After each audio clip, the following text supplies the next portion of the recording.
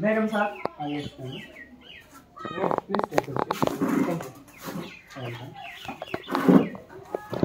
কিয় আহিছে? কিহৰ হয় যা? ডিজাস্টাৰ মেনেজমেণ্ট কি বস্তু? কি হয়? এইটো এটা প্ৰাকৃতিক দুৰ্যোগ।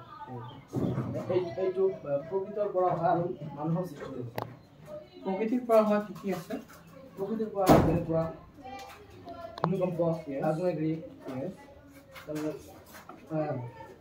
বানপানী আৰু মানুহৰ মেইন মানৱ সৃষ্ট দুৰ্যোগ কোনবোৰ হয়? মানৱ সৃষ্ট দুৰ্যোগ যিবোৰ গাড়ী বাহনৰ পৰা ওলোৱা ধোঁৱাবোৰৰ ফলত আমাৰ উপৰিভাগৰ উষ্ণতা বৃদ্ধি পাই আছে। ইয়াৰ ফলত আমাৰ গৰমটো অনুভৱ বেছি হয়। ফেক্টৰী ইণ্ডাষ্ট্ৰীৰ পৰা হয়নে? হয়। তাৰপিছত দুৰ্যোগ কেই প্ৰকাৰ তেনেহ'লে? দুই প্ৰকাৰ। কি আছিলে? প্ৰাকৃতিক আৰু মানৱ সৃষ্ট। ভূমিকম্প তেনেহ'লে কোনটো দুৰ্যোগত পৰিব?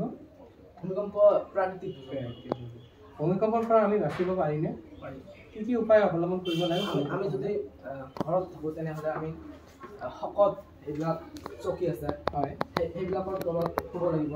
আৰু যদি আমি গাড়ী চলাই থাকোঁ তেতিয়াহ'লে এটা নিৰাপত্তা ঠাইত গাড়ীখন ৰখাই ওচৰত কোনো ধৰণৰ বিজুলীৰ তাঁৰ বা ডাঙৰ গছ বা চাইনবোৰ্ড যেনে নাথাকে সেই স্থানত আমি গাড়ীখন ৰখাই সাৱধানতা অৱলম্বন কৰি থাকিব পাৰিম।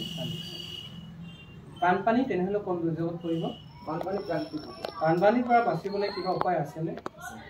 কিবা বানপানীৰ পৰা বাচিবলৈ বিভিন্ন ধৰণৰ বান্ধ আদি লগাই আমি বানপানীৰ পৰা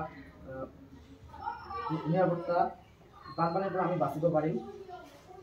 বানপানীৰ সময়ত কি সতৰ্কতা অৱলম্বন কৰিব লাগে? বানপানীৰ সময়ত আমাক প্ৰথমতে খোৱা পানী ভালকৈ ৰাখিব লাগে, যাতে কোনো ধৰণৰ বীজাণু বা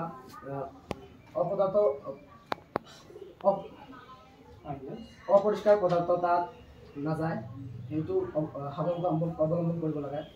আৰু আমি ক'ত থাকিম নিৰাপত্তা স্থান বাছি ল'ব লাগে।